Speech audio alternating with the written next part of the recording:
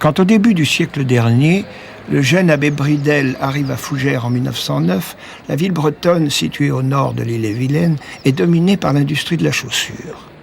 La population a doublé en 30 ans, on a dû agrandir l'église Saint-Léonard et même créer une nouvelle paroisse, Bon-Abri, la paroisse des ouvriers des faubourgs.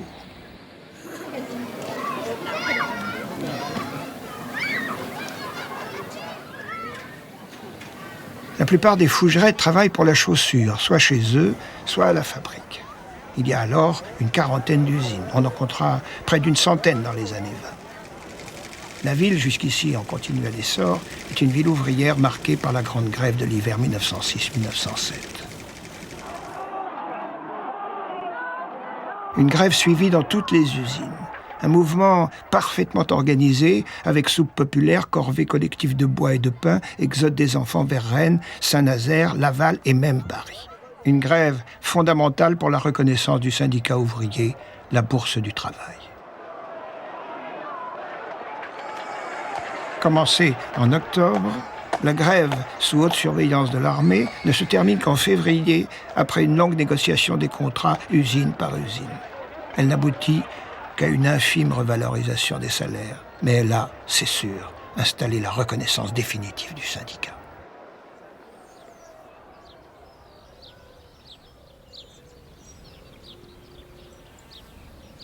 Quand il arrive à Fougères, Bridel ne connaît pas le monde ouvrier, même s'il est originaire de Martigny-Ferchaud, à une 60aine de kilomètres de là, un gros bourg qui, comme son nom l'indique, possédait autrefois des forges. Il vient même d'une famille aisée. Ses parents exploitent un commerce de beurre et d'œufs qui deviendra au fil des ans le grand groupe de l'industrie laitière que l'on connaît. Son père est un notable, adjoint au maire. Louis Bridel reçoit ses premières leçons de latin dans l'imposant presbytère du bourg. Il fait des études brillantes qui le conduisent au séminaire Saint-Sulpice à Paris, puis à Rome, au Vatican, où il obtient un doctorat de théologie. Il est acquis aux 2 encycliques promulguées à la fin du XIXe siècle par le pape Léon XIII. L'une, au milieu des sollicitudes, prône le ralliement des catholiques à la République, et l'autre, Rerum Novarum, les appelle à l'engagement social. Et cette encyclique a une importance extraordinaire au plan mondial, au plan européen, parce que pour la première fois, elle affirme un enseignement, une doctrine sociale de l'Église sous l'autorité du magistère, doctrine sociale qui condamne le libéralisme économique absolu et d'autre part le socialisme collectiviste et qui s'efforce de suggérer en somme une troisième voie sociale dont vont s'inspirer les abbés démocrates. Beaucoup de ces jeunes prêtres sont à l'époque très proches des idées du Sillon, un mouvement chrétien né dès la fin du XIXe pour tirer les conséquences sociales et politiques des 2 encycliques de Léon XIII. Le créateur du mouvement est un laïc, un jeune bourgeois, chrétien fervent, résolument engagé, Marc Sangnier.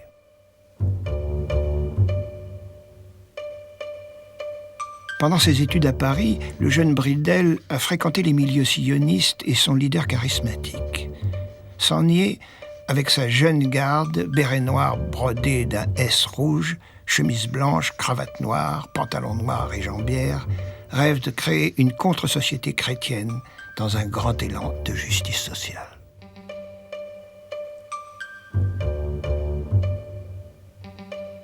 Par son indépendance et son rayonnement, le Sillon inquiétera de plus en plus le nouveau pape Pie X, qui finira par le condamner officiellement en 1910. Pour l'heure, le Sillon est très actif en Bretagne où il se répand dans les collèges et les patronages, soutenu par le jeune clergé. Il a lancé en 1904 sa propre revue, L'Ajon. Nous sommes en 1909, mais le premier congrès des cercles d'études du Sillon s'est déjà déroulé à Brest en 1903. Des cercles avaient en effet été créés un peu partout dès la fin du XIXe siècle, et les grandes villes bretonnes en comptent plusieurs. Les sillonistes veulent se mêler au mouvement coopératif et syndical de leur époque. Leurs coopératives se multiplient, coopératives de consommation, de production, coopératives agricoles. Et dans un premier temps, beaucoup de sillonistes sont proches de la CGT. À Rennes, le local du Sillon est très fréquenté. Et à Fougères, avant l'arrivée de Bridel, le Sillon a déjà implanté un cercle d'études et une coopérative de chaussures, chez nous.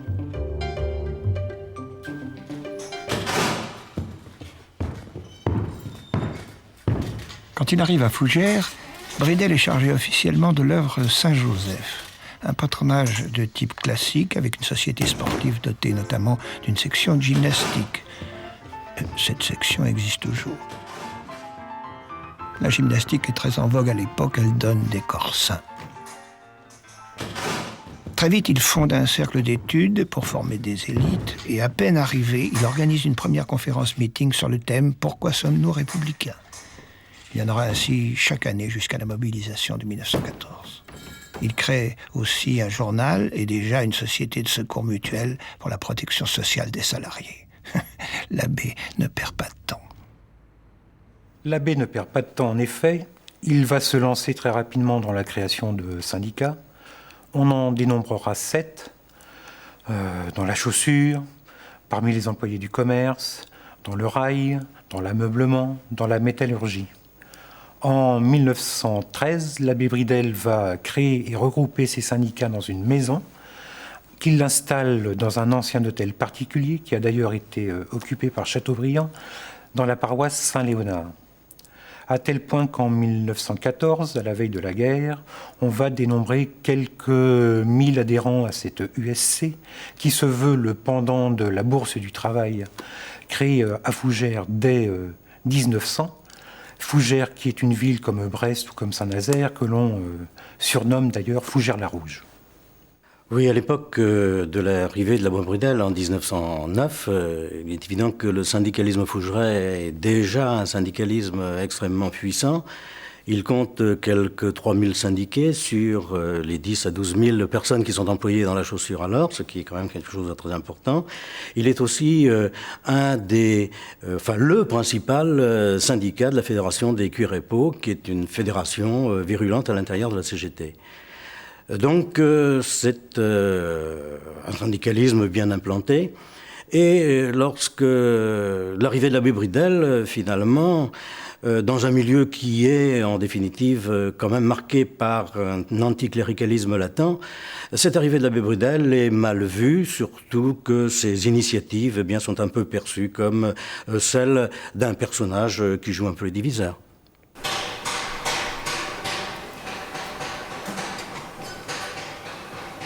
C'est dans ce contexte de militantisme ardent que survient la grève à la verrerie de Laignelay.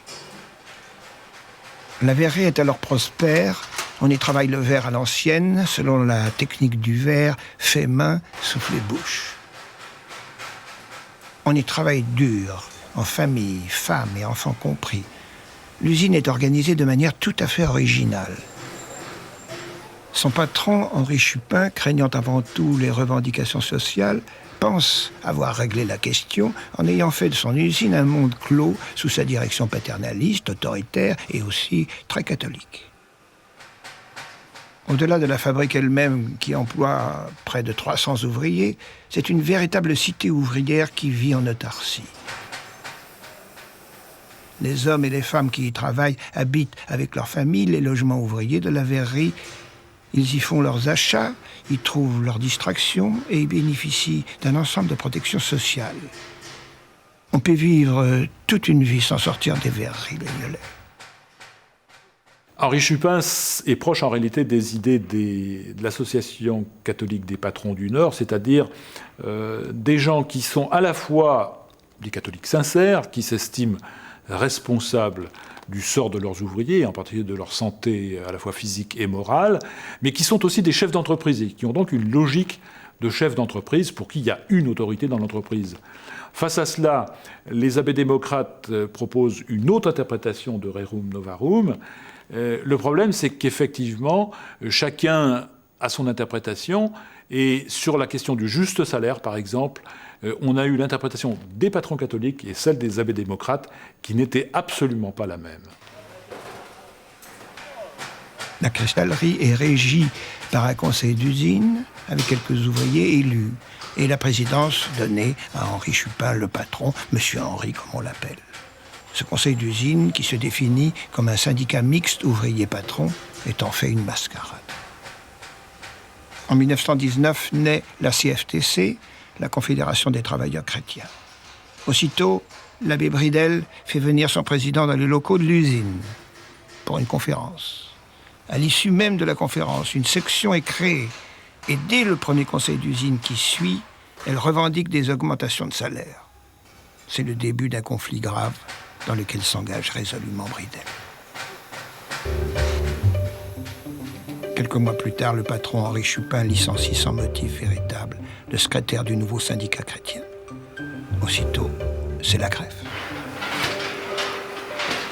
Le patron réplique en décidant le lock-out total de l'usine.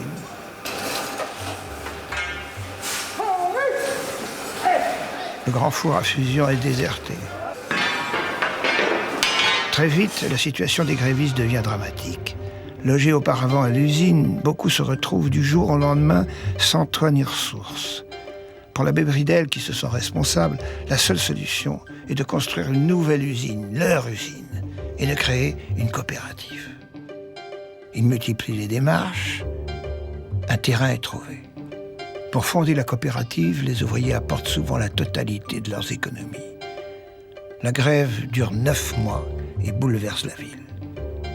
Les grévistes se contentent d'un repas par jour et vivent dans un dénuement total. Mais les volontaires, jour après jour, transportent briques et ciment. Le grand four à fusion prend forme. La coopérative dépose ses statuts en juillet. Les ouvriers sont presque tous embauchés. On adopte le grand principe de Rochdale, un homme, une voix, bien différent du principe capitaliste. Une action, une voix. Bridel est élu président. On souffle les premiers verres en octobre 1921. 80 ans plus tard, on les souffle toujours. Certes, la cristallerie n'est plus une coopérative ouvrière, mais la coopérative aura tenu 56 ans. À partir de la création de la cristallerie, la coopérative devient alors la forme privilégiée de l'action de l'abbé Bridel. Déjà, dès 1919, 2 ans plus tôt, il avait créé une première coopérative d'alimentation, l'Étoile Fougeresse, inaugurée la veille de Noël pour que les gens modestes, au lendemain de la guerre, puissent obtenir denrées indispensables et pétrole. Vont donc suivre, entre autres, une coopérative d'habitation à bon marché, le foyer Fougeret, qui donnera naissance à 3 cités ouvrières de pavillons en granit, en accession à la propriété, ces cités existent toujours, et 2 autres coopératives ouvrières, menuiserie et chaussures. Pour financer l'ensemble et garantir son indépendance, l'abbé se fait même banquier. Il crée une banque coopérative industrielle et agricole. À cela, on pourrait ajouter un cinéma, une colonie de vacances, un journal, tout cela bien sûr dans l'adversité la plus générale. En fait, quand on parle d'abbés démocrates, on évoque un groupe qui était montré du doigt et qui était en but aux persécutions de la hiérarchie épiscopale, alors, au premier rang desquels était le cardinal Charost à Rennes, par exemple. Il faut ajouter que cette même hiérarchie épiscopale était elle-même poussée par les notables conservateurs, souvent nostalgiques de la monarchie, qui avaient contribué largement à financer les écoles catholiques au moment où il y avait eu la laïcisation de ces écoles. Ce qui fait que les abbés démocrates avaient presque tout le monde contre eux, à la fois les évêques et bon nombre de notables.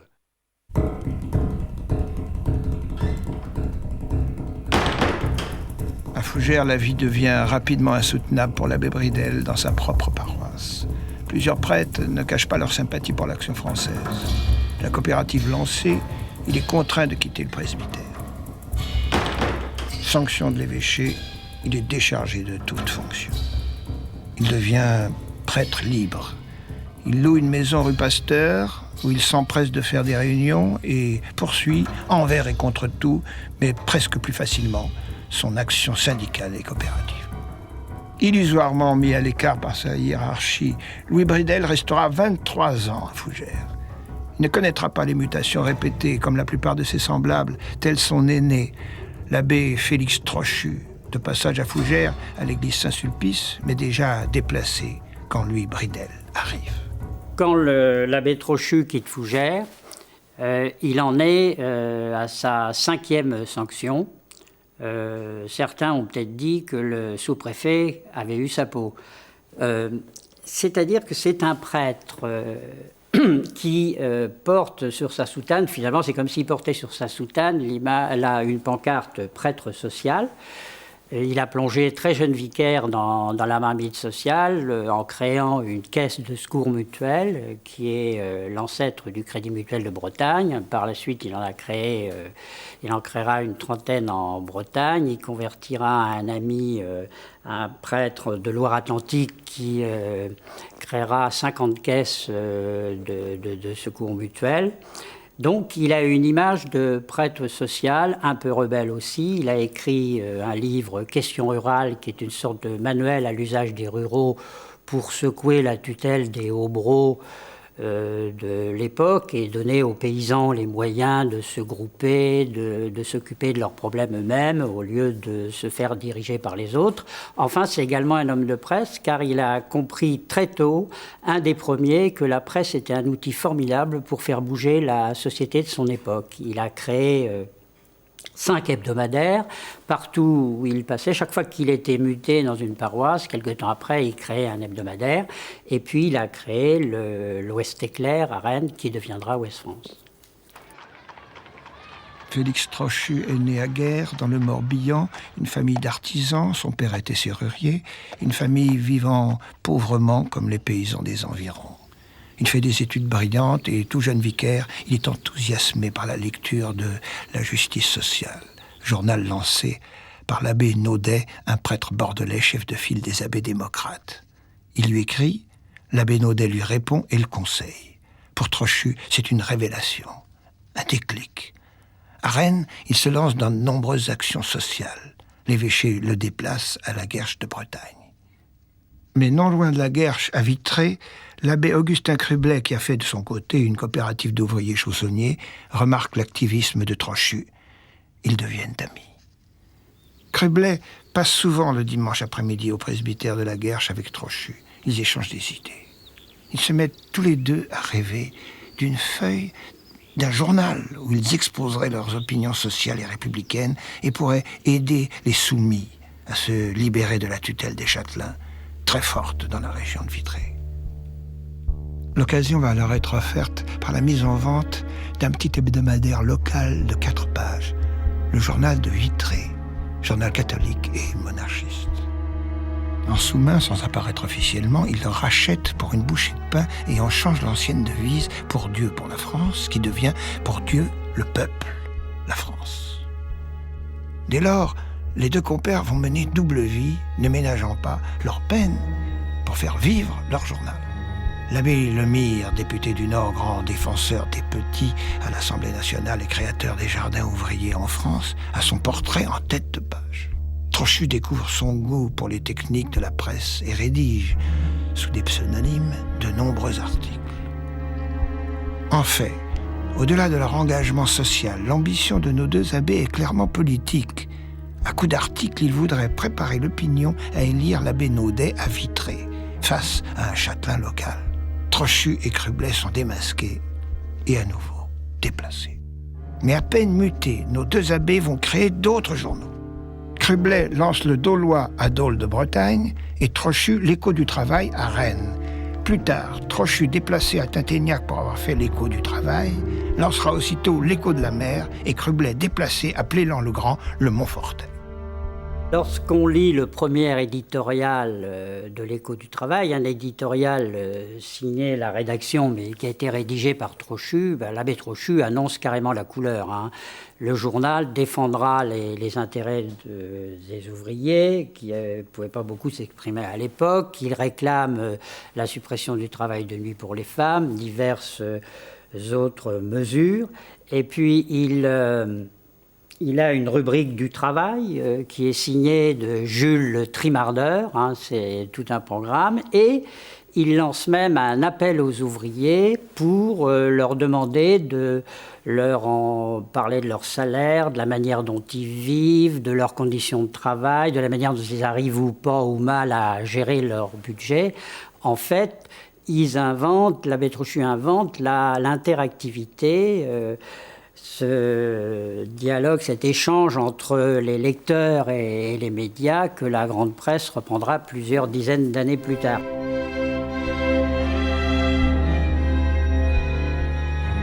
L'abbé Trochu dérange beaucoup, Touraine en parle. Un oratorien de la ville, l'abbé Robert, écrit un pamphlet contre les abbés socialistes d'Ille-et-Vilaine. Pamphlet que les notables s'arrachent. Et puis, goutte d'eau qui fait déborder le vase, Trochu crie « Vive la République !» lors d'une réunion de l'abbé Garnier, un abbé démocrate du Calvados. C'en est trop. Nouvelle sanction, direction Tinténiac. À l'époque, Tinténiac est un gros bourg républicain et anticlérical, situé à 4 heures de diligence de Rennes, par des routes défoncées. L'archevêché semble cette fois l'avoir mis à bonne distance de la ville et du journal L'Écho du Travail. Trochu n'abandonne pas pour autant la liberté de ton de ses sermons. Aux oreilles de certains, la chair se fait tribune. Il amaille à partir avec un hobereau local. Humiliation, répression, désormais Trochu doit soumettre ses sermons à l'évêché.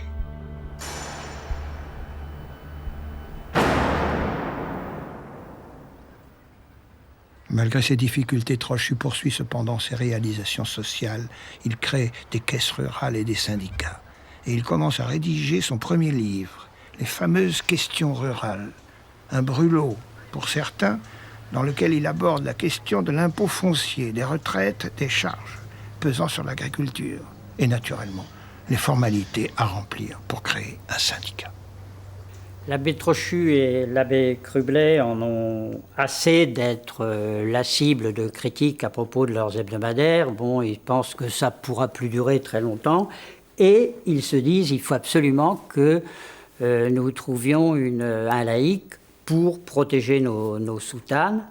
Et ils font le voyage de Brest pour rencontrer Emmanuel de Grey-du-Loup. Emmanuel de Grey-du-Loup est un personnage intéressant. Il était commissaire de la marine, il a démissionné pour ouvrir un cabinet d'avocats à Brest, mais surtout en fait pour s'occuper d'œuvres sociales. C'est un disciple d'Albert de Mun, il est très proche de Marc Sangnier du Sillon, dont il partage les idées, comme l'abbé Trochu et l'abbé Crublet. La rencontre se passe très bien, les hommes s'entendent, et lorsqu'ils rentrent le soir de Brest par le train, les deux prêtres ont non seulement l'accord d'Emmanuel de Grey-du-Loup pour prendre la direction du nouveau quotidien, mais ils ont l'idée, le projet de transformer leur projet initial de quotidien départemental en quotidien régional. Ce sera l'Ouest Éclair. L'Ouest Éclair naît 2 ans plus tard, en août 1899, en pleine affaire Dreyfus. L'abbé Trochu a été muté à Fougères. Qu'importe, il fait des allers-retours, veille la nuit à la mise en page, écrit sous des pseudonymes divers et reprend le train pour Fougères au petit matin. Les débuts sont difficiles, mais la modernité du journal, tant sur le plan de son contenu, par les idées défendues et l'aspect innovant de certaines chroniques, que celui de sa fabrication et de sa diffusion, va asseoir sa réputation et faire décoller littéralement les ventes, lesquelles atteindront 400 000 exemplaires 15 ans plus tard, en 1914. Trochu est lancé dans la grande affaire de sa vie, la presse, tout ce qui caractérise le journalisme moderne. Il va quasiment en inventer l'essentiel des principes dès ces années-là, dessinant de surcroît ce que sera plus tard le journal Ouest France. Ça va être une aventure de presse étonnante. L'abbé Trochu a presque trouvé sa seconde vocation. C'est vraiment un patron de presse, il fait tout. Il embauche les rédacteurs, il embauche les correspondants, il s'occupe de la publicité, il organise les ventes. Il pêche chez les concurrents une idée qu'il améliore, ça devient la rubrique où sont nos navires, etc. C'est un homme innovateur, qui a beaucoup d'idées, qui a un dynamisme extraordinaire, qui peut passer ses journées au journal et tard dans la nuit pour voir si tout fonctionne bien sur le plan technique, car il maîtrise également la technique. C'est un organisateur né. On peut dire que s'il n'avait pas eu ce talent, en même temps qu'un sens des affaires inné et redoutable, l'Ouest éclair n'aurait jamais triomphé dans cette aventure de presse. L'Ouest éclair sera aussi une aventure humaine des plus passionnelles entre Desgrais-du-Loup et Trochu. De la connivence des pionniers du début jusqu'à la brouille finale dans les années 30 quant à l'orientation à donner au journal. Desgrais-du-Loup, resté jusqu'à sa mort en 1933 un modéré prudent, reprochant à Trochu une orientation politique de plus en plus à gauche et à ses yeux de moins en moins chrétienne. Pendant toute l'aventure du journal, Trochu subira de nombreuses attaques personnelles et une constante désapprobation de ses pairs qui, après bien des mutations pour tenter de briser son action, lui ordonneront finalement en 1930 de quitter définitivement l'Ouest éclair. L'Ouest éclair va être un fantastique haut-parleur pour les nouvelles idées démocrates chrétiennes, en particulier du fait des liens privilégiés, des liens d'amitié qui unissent quelqu'un comme Emmanuel Desgrais-du-Loup et Marc Sangnier, et du fait de la qualité technique du journal, ces idées se répandent en Bretagne, dans une région qui a priori n'était pas faite, si l'on veut, pour les recevoir, mais elles se répandent dans les villes et, bien plus que cela, dans les campagnes, puisque la pénétration du journal rapidement atteint les campagnes.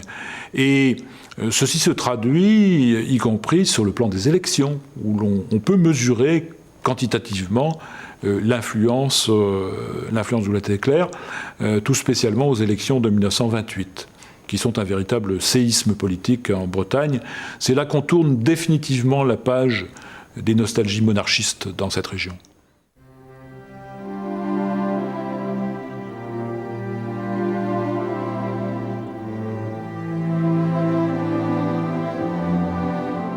L'Ouest éclair va aussi appuyer l'action de l'abbé Mansel, un autre abbé démocrate amené à jouer un rôle déterminant dans l'émancipation des paysans autour des années 20. Henri Mansel est né à Bain de Bretagne, aux confins de l'Ille-et-Vilaine et de la Loire-Atlantique, en 1878, fils de commerçants, des marchands de drap. Il a été bouleversé par la lecture de Questions rurales écrites par Trochu juste avant le lancement de l'Ouest éclair. Mais contestataire dès le séminaire, il jugeait l'Église bien silencieuse devant la condition misérable de certains paysans. L'abbé Henri Mansel est sans doute celui parmi les abbés démocrates bretons qui a le tempérament le plus farouche, qui nourrit l'hostilité la plus profonde envers l'aristocratie locale, envers ce monde des catholiques conservateurs qui ne cessent de lui mettre des bâtons dans les roues. Il professe des idées sociales avancées, il est surtout un républicain convaincu, il vient une petite dizaine d'années après l'abbé Trochu, après l'abbé Crublet. Il profite donc de leur expérience et il entend justement convaincre les populations catholiques bretonnes de la justesse du combat républicain. C'est cela qui lui vaut l'hostilité de l'épiscopat, de la hiérarchie ecclésiastique, qui va le déplacer de nombreuses fois, 5 fois en 6 ans, pour l'envoyer en 1912 à Montaut, dans le nord du département. Montaut est une petite paroisse à la lisière de la Normandie. Dans l'esprit de l'archevêché, c'est un exil propice à isoler totalement Moncel. Mais Montaut n'est pas loin de Fougères, où Bridel vient d'arriver, organise ses conférences-meetings, crée ses premiers syndicats. Moncel fréquente le Sillon et connaît bien Trochu. Survient la guerre 14-18. À son retour, Moncel retrouve Montaut. Toujours aussi engagé, un dimanche matin, il pousse le bouchon un peu loin en faisant chanter la Marseillaise à ses ouailles du haut de sa chair.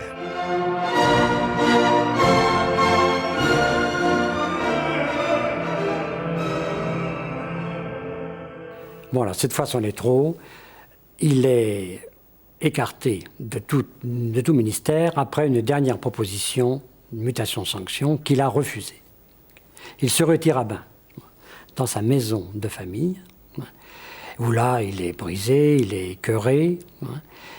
Et le curé doyen de Bain rajoute, lui interdit l'accès, bien entendu, de l'église, du presbytère. Et il va rencontrer, heureusement pour lui, un groupe de paysans qui va lui proposer de prendre la direction du syndicat local. Il va s'atteler à cette tâche-là, puisque maintenant il est devenu un prêtre dit libre, un prêtre sans ministère. Ce qu'il faut le noter à l'époque était quelque chose de tout à fait exceptionnel, parce qu'il n'était pas question d'un prêtre qui ne soit pas affecté dans une paroisse.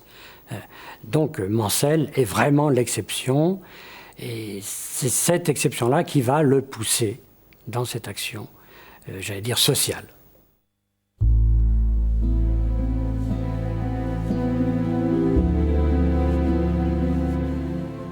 En fait, à l'époque, le syndicalisme agricole est un syndicat unique, mixte, qui réunit châtelains, obreaux, fermiers, mais qui est complètement aux mains des puissants, des possédants. Les rapports entre ces propriétaires qui vivent du revenu de leur terre et les paysans qui la travaillent sont souvent très durs.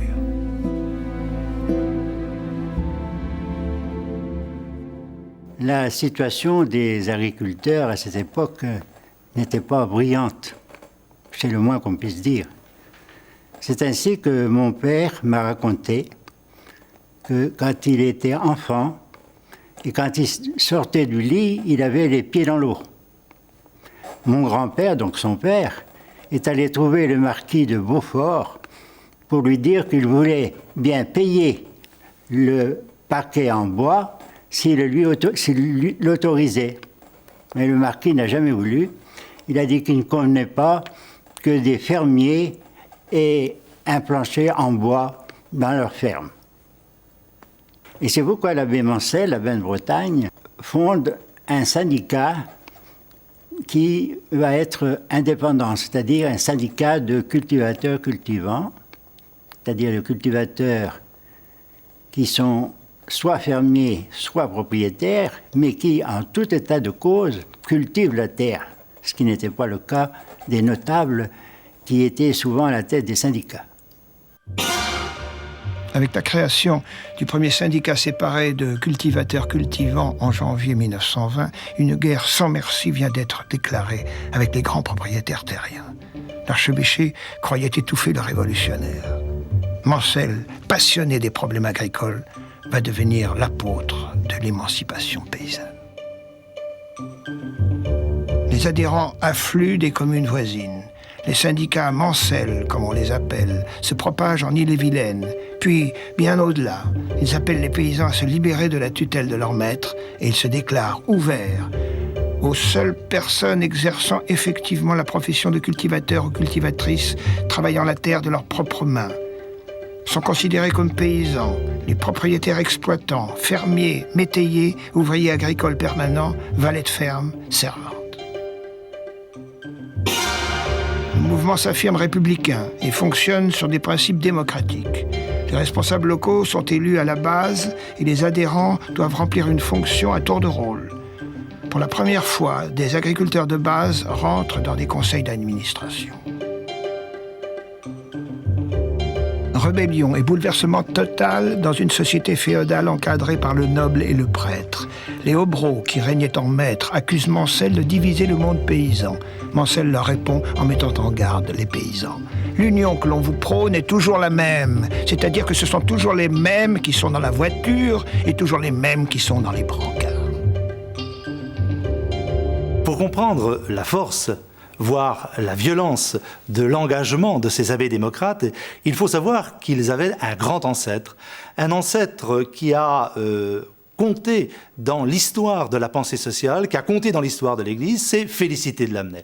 Félicité de Lamennais, aux alentours des années 1830, à travers son journal L'Avenir, qui avait pour devise « Dieu et la liberté », ne réclamait rien moins que la liberté de conscience, la liberté religieuse, voire la séparation de l'Église et de l'État, demandait aux ouvriers de s'engager eux-mêmes à travers des associations pour se prendre en main et se libérer d'une société paternaliste. Lamennais était véritablement celui que l'on avait lu à travers le journal L'Avenir dans les presbytères et on continuait toujours à le lire. Il y a tout un courant qui s'intéressait à la pensée et à l'œuvre de Lamennais.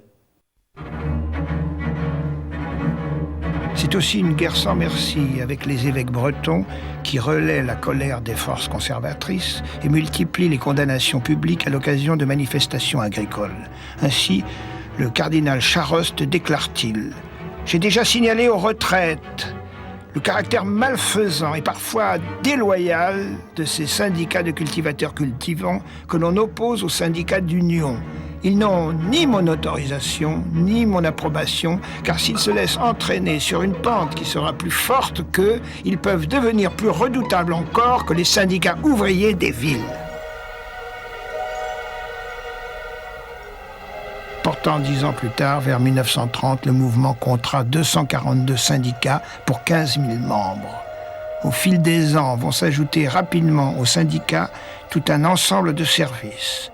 Dès 1923, un office fédéral pour la fourniture des engrais que Mansel achète et fait venir en gare de Bain de Bretagne, des engrais mais aussi des semences, des outils. En 1924, l'entraide paysanne, une assurance mutuelle des agriculteurs contre les accidents du travail de leurs salariés. En 1926, la prudence paysanne, une mutuelle incendie, et la même année, la Banque rurale de l'Ouest, un crédit mutuel paysan pour les mettre à l'abri des banquiers traditionnels. Dès 1921, avec la complicité de Trochu, Mansel crée son propre journal, Le Progrès rural, outil naturel pour appuyer le développement du syndicat des cultivateurs cultivants et propager ses idées. Trochu apporte son savoir-faire et son argent, et il ouvre parallèlement ses colonnes de l'Ouest éclair à l'abbé Geffriot, un proche de Mansel, qui signe des chroniques agricoles sous le pseudonyme savoureux de Grain d'Orge. Chimiste de formation, très proche des paysans, Grain d'Orge leur donne de précieux conseils techniques, mais signe aussi des articles ouvertement politiques, très favorables au syndicat Mansel. Régionalement, pour contrer les abbés démocrates, le clergé possède aussi son journal, le Nouvelliste de Bretagne, un journal catholique et monarchiste, concurrent direct de l'Ouest éclair, et dont les locaux sont comme lui à Rennes. En coulisses, le combat est orchestré par le cardinal archevêque de Rennes, Monseigneur Charost. Le cardinal Charost, donc en fin stratège et habile tacticien, va utiliser 2 hommes pour combattre sa bête noire, le syndicat des cultivateurs cultivants. L'abbé Brassier, un prêtre qu'il envoie en formation dans une école d'agriculture du Nord et qui, dans son journal d'une part, est sur le terrain à la manière douce mais efficace, faisant de la formation, organisant des caisses d'assurance, aidant les paysans conformément à leurs besoins, donc marquera des points contre le syndicat des cultivateurs cultivants. Et puis, il va utiliser un homme de choc, Jean Dalvin dit d'Orgères, qu'il a repéré à Lille, qui est un proche de l'Action française, un homme d'extrême droite, un grand orateur, assez brutal, et qui écrira des réquisitoires contre le syndicat des cultivateurs cultivants dans le Nouvelliste de Bretagne, avec beaucoup de punch, de force et d'excès, en fait. Donc, le cardinal Charost utilisera la manière douce de l'abbé Brassier et la manière brutale, si j'ose dire, de d'Orgères pour terrasser le syndicat des cultivateurs cultivants. Redoutable orateur, qui traitera les abbés démocrates bretons de poissons rouges dans le bénitier, d'Orgères va s'affirmer comme un véritable tribun pour les masses paysannes, stigmatisant pêle-mêle l'État pourri, les ouvriers cégéteux, les citadins décadents, le cancer collectiviste. Rêvant d'un nouvel âge d'or de la paysannerie, il condamne aussi bien le capitalisme destructeur que les socialo-communistes. Il va développer avec succès un mouvement à l'idéologie des plus confuses, teinté de fascisme qui va prendre une ampleur nationale tout en demeurant implanté principalement dans l'Ouest. En 1935, il fondera le mouvement des jeunesses paysannes avec ses chemises vertes. Uniforme et emblème, une fourche et une faucille croisée. Méthode d'action, les opérations commando. d'Orgères précipitera la chute des syndicats Moncel. Si le syndicalisme des cultivateurs cultivants s'effondre en fin de compte assez facilement au début des années 30, c'est parce qu'il est confronté, comme l'ensemble du monde agricole breton, aux prémices de la grande crise économique qui commence à toucher l'économie française. Les paysans se sont endettés, un endettement facilité par la prospérité de la première partie de l'entre-deux-guerres.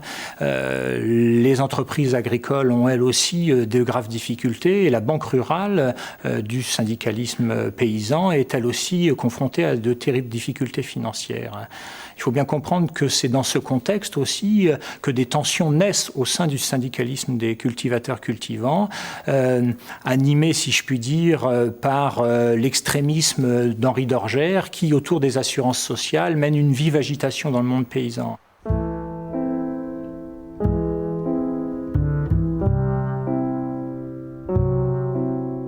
Mis en minorité, l'abbé Moncel se retire démocratiquement de la Ligue des paysans de l'Ouest. Seul, vivant dans 2 pièces à bain de Bretagne, il va progressivement s'égarer dans des écrits utopiques autour d'un concept, le terrianisme. Il se met à rêver d'une organisation sociale parfaite à base paysanne. Pour lui, posséder quelques arpents de terre et cultiver son jardin est un idéal. En 1933, il publie le Terrianisme universel et communautaire sous le pseudonyme symbolique de Jacques Le Terreux. Et il imagine un mouvement politique dont le programme revendique pêle-mêle le chez-soi minimum inviolable, la mode de terre inviolable, échangeable sans frais, incessible et insaisissable, le droit au travail et au minimum vital pour tout travailleur et sa famille, une limitation raisonnable à l'enrichissement, une police rurale techniquement modernisée chargée de la protection efficace des ruraux contre les terroristes et les escrocs. La même année, la Banque rurale de l'Ouest fait faillite, puis tout l'édifice construit s'écroule. Toutes les coopératives des cultivateurs cultivants mettent la clé sous la porte, les unes après les autres.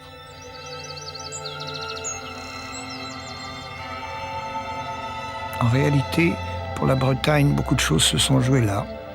Et dans son histoire de la France rurale, l'historien Georges Duby n'hésite pas à écrire « Apparemment, c'est l'échec ». Cependant, le mouvement des cultivateurs cultivants est la première tentative syndicale d'ampleur régionale qui ait fait prendre conscience aux paysans de leur dignité, qui les ait engagés à assumer des responsabilités et qui ait formé des cadres issus de leur rang. Et si à partir des années 60, la Bretagne apparaît souvent à l'avant-garde du combat syndical et engendre les courants les plus contestataires, c'est peut-être parce que 30 ans plus tôt, la génération précédente a tenté de s'éveiller elle-même. Les abbés démocrates apparaissent comme des précurseurs qui annoncent l'action que mèneront plus tard les militants de la JAC, créée en 1929.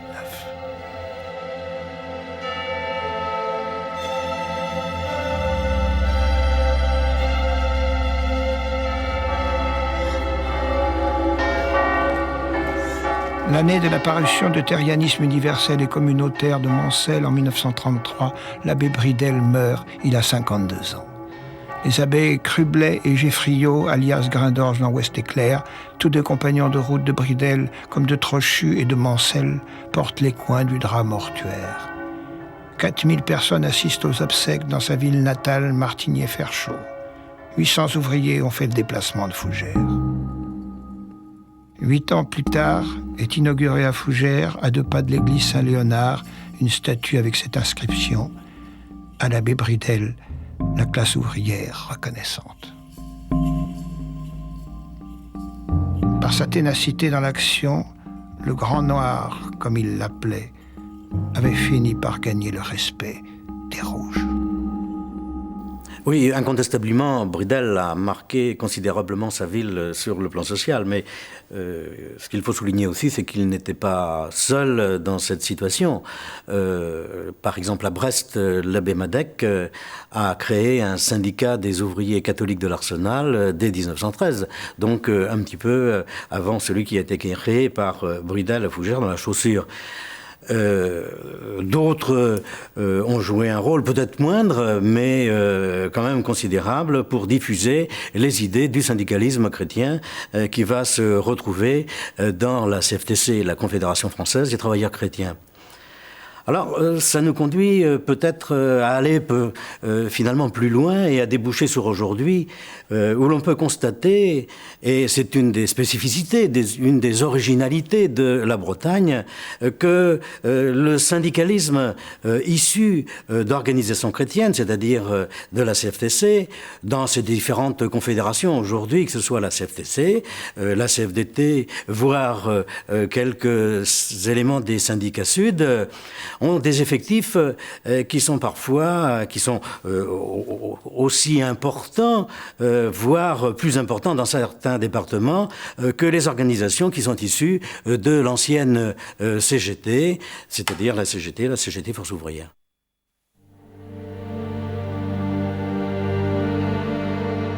Un bain de Bretagne, Moncel s'enfonce dans la solitude. Il noircit des pages et des pages de cahiers d'écoliers, de ses observations sur l'agriculture. Il vit dans le dénuement, sans être gris, il est brisé, abandonné de tous, y compris de ses anciens compagnons de lutte, et davantage encore du clergé qui le laisse sans ressources. Mais il pense rester dans l'histoire pour ses écrits. En 1946, il publie toujours sous le pseudonyme de Jacques Le Terreux un dernier ouvrage, une nouvelle doctrine sociale utopique. Tout le monde propriétaire à 22 ans. Il meurt à Bain en 1954. L'État, enfin, c'était nous les travailleurs libres. Le capitalisme n'avait plus à mordre. Le fascisme était pris à la gorge. À ce moment-là, je me suis réveillé.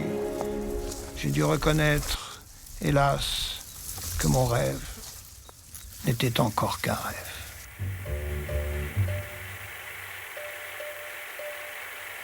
Trochu, écarté du journal L'Ouest-Éclair, essaiera d'en prendre le contrôle sans succès, mais infatigable, aidera au lancement d'un autre journal, Le Sud, à Montpellier.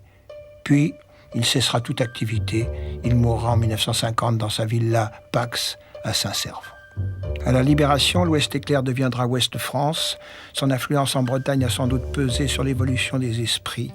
Et si le journal n'affiche plus aujourd'hui le militantisme de l'Ouest-Éclair des débuts et de ses cofondateurs, l'abbé Trochu et Emmanuel Desgrès-Duloup, il revendique toujours un rôle social et humaniste qui continue à marquer son époque et sur le fond prolonge leur action politique.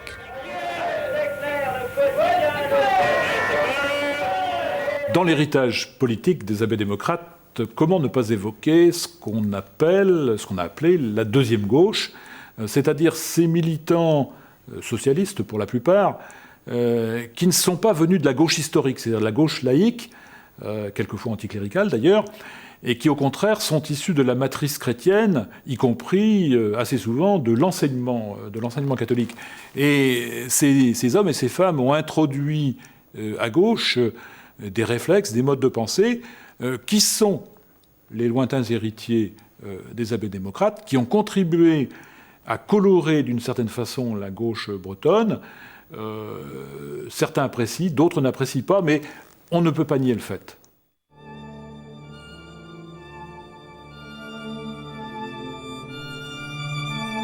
Au début du siècle dernier, les abbés démocrates bretons ont été à l'origine d'un mouvement social profondément réformateur. Avec d'autres, ils ont assumé ce qu'on a appelé le remords social de l'Église. Désormais, les idéaux politiques de justice et de liberté ne sont plus portés par les seuls laïcs. Cette convergence, le socialiste breton Émile Masson la pressentait dans sa revue Brugge en 1904. En réalité, dans toutes les nations, mais surtout en celle-ci, la Bretagne, et malgré le préjugé courant, le clérical est l'exception. Les gens sont religieux plus que cléricaux.